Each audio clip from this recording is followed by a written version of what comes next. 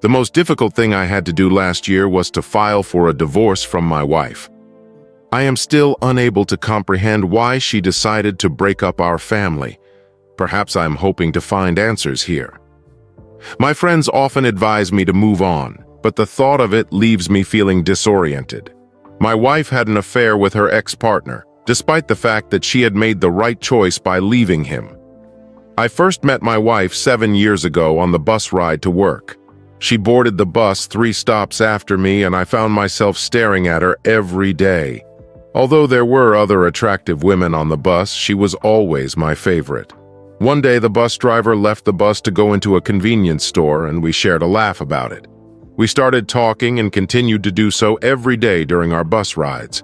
She would often mention her boyfriend, Keith, and complain about him. She often caught her boyfriend cheating with his child's mother, but he would always deny it. His mother never approved of her, which is why they became estranged from each other. I genuinely cared about her and would advise her to leave the toxic relationship, but she still chose to stay. I felt helpless and didn't know how to rescue her from the love triangle she was in. However, everything changed when my father upgraded his car and gave me his SUV for free. Acquiring the SUV was a game changer, and one of the first things I did was to pick her up from the bus stop. I started taking her to work, something her ex never did, and despite arriving earlier, she was thrilled. Soon, I began taking her to other places, and we spent a lot of time together. We discovered that we had a lot in common, especially since she had family in Guyana, where I grew up. Eventually, I mustered up the courage to confess my feelings to her and advised her to leave her boyfriend. Initially, she tried to make several excuses but failed to provide any valid reason to stay with her boyfriend. Few days later, she called me and asked if we could hang out for the weekend. When I picked her up, she revealed that she had finally ended things with him and his complicated relationship with his child's mother. That weekend, we officially started dating. We dated for approximately 3 years before tying the knot. She was ecstatic to be in a relationship with me and often boasted about how wonderful I was to her friends. Her compliments made me feel gratified, and I thought we were the kind of funny TikTok couple she adored. As time passed, she started talking about marriage, and soon after, I proposed to her. We were overjoyed after the proposal, and she got pregnant before our wedding. Following our marriage, we welcomed 2 daughters and lived in a lovely home. At the time, I had very little to complain about. Our family was the quintessential unit, with my wife and I chasing after our 5- and 3-year-old daughters while balancing our careers. I made a conscious effort to be an attentive husband and father, treating my wife with the utmost respect. Similarly, she strived to maintain a harmonious household despite the challenges posed by our rambunctious children. On one occasion, my cousin Anthony had to cancel our plans due to his mother's hospital release. As he was responsible for collecting her, I opted to take my wife's vehicle to address the check engine light that had been troubling her for some time. Exiting the repair shop, I proceeded to stow the paperwork in her glove compartment, but was met with a flurry of debris that tumbled out. In the midst of tidying up, I chanced upon a recent photograph of my wife alongside her former partner, Keith. To my shock, the image depicted the 2 of them within a correctional facility, accompanied by Keith's sister, Nadine. The discovery took me aback, as I had no prior knowledge of her visiting him during his incarceration. In fact, I wasn't even aware that he had been locked up. The changes in his appearance were evident. He had gained weight, his dreadlocks had grown longer, and he was sporting glasses that were unnecessary. After sorting through the clutter, I made my way home, with a myriad of thoughts swirling in my head. I couldn't fathom why my wife would visit him while he was imprisoned, and more importantly, why she hadn't divulged this information to me. The discovery left me with a sinking feeling, particularly given the difficulty I had in extricating my wife from her previous love triangle. Upon my return home, I observed my wife engrossed in the television, while I proceeded to conduct some extensive research on the matter. Knowing full well that I wouldn't find anything on her social media, I instead turned to Keith's sister, Nadine's page. Thanks to the pictures, I was able to ascertain that Keith had been free for 3 years. As I delved deeper into Nadine's social circle, I stumbled upon several snapshots of my wife, Keith, and Nadine at various events and gatherings. The sight of these images stirred up a range of emotions within me, and I felt compelled to confront my wife about the matter. Initiating a conversation, I nonchalantly inquired whether she had been in contact with Keith. Her perplexed expression and denial of any communication left me in disbelief. It was apparent that she had lied to me, and I was left with a sense of betrayal and a realization that my trust in her had been irrevocably shattered. The revelation prompted me to reflect on the various signs that I had missed. My wife's frequent absences, late-night phone conversations, and lack of romantic gestures towards me all came to mind. Following her deceit, I became more vigilant in my quest for answers and began monitoring her activities in hopes of catching her in the act. To create opportunities for her to slip up in my presence, I took on additional responsibilities with the children, allowing her more free time. After a few days of keen observation, she inadvertently revealed that I would be taking the kids to visit my parents.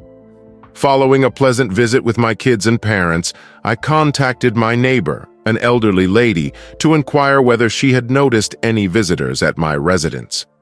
She confirmed that she had seen a familiar car parked outside my house earlier, which was surprising to me since even our neighbor was aware of Keith's presence.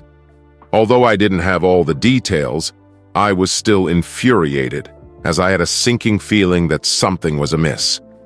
Upon our arrival, I confronted my wife, asking if anyone had come over while we were away. She denied any visitors and claimed to have taken a nap. Frustrated with her blatant dishonesty, I was prepared to end things with my wife that weekend. Determined to create some distance, I fabricated an excuse to be out of the house for the entire day. I informed her that I would be taking the kids to play with their classmates and then visiting my cousin Anthony. My wife didn't object to my plans, and on that Saturday, I dropped off the kids at their friend's house and headed to a nearby restaurant to pass the time. After 3 hours had elapsed, I became increasingly concerned when my wife failed to answer my calls. This was unusual behavior for her. I dialed her number again, but there was no response. At that point, I decided to drive home and parked my vehicle at the end of the street before walking back to the house. As expected, Keith's car was parked outside, and while I was angry, I managed to keep my composure. Our home was a single-story ranch-style house. As we didn't have an upstairs to sneak in, I couldn't enter through the front. Therefore, I had to use the back entrance, which led to the kitchen. As I approached the living room, I could already hear them. They had left the bedroom door open, and upon looking inside, I was devastated to see him having sex with her on our bed. I was in a state of shock and had to prevent myself from zoning out. After coming back to my senses, I went next door to see my neighbor, whom I confronted about the situation. I had the fortune of having a reliable witness to the events that occurred. When I knocked on the door, her son answered, which worked out in my favor. He greeted me and inquired about my well-being. I requested his assistance with something in my house, and he inquired about the task. I simply requested that he keep a watchful eye on something for me. He agreed, but asked for some time to tend to his children. I returned to my house and waited for approximately 15 minutes until he arrived. It was a challenging task to endure, as I had to witness and listen to him having sex with my wife while waiting for him. When he eventually arrived, I instructed him to wait in the living room while I confronted them both. The situation quickly escalated into a chaotic argument, and our neighbor's son entered the room to investigate the commotion. Keith was under the impression that we were going to attack him, so he hastily fled the scene through the window, only partially dressed. My wife was humiliated as she was only wearing socks. Following a heated argument in which I demanded a divorce, my wife retorted with a few choice words, and we both retreated to our neighbor's house. I expressed my gratitude to him for having my back and apologized for not informing him of the situation. I explained that I didn't think he would have come over if I had told him, and he chuckled in agreement. He revealed that he had only intended to bring his children over to visit their grandmother, not to witness such drama. Later that night, I departed from my cousin's home to spend time with him and his girlfriend.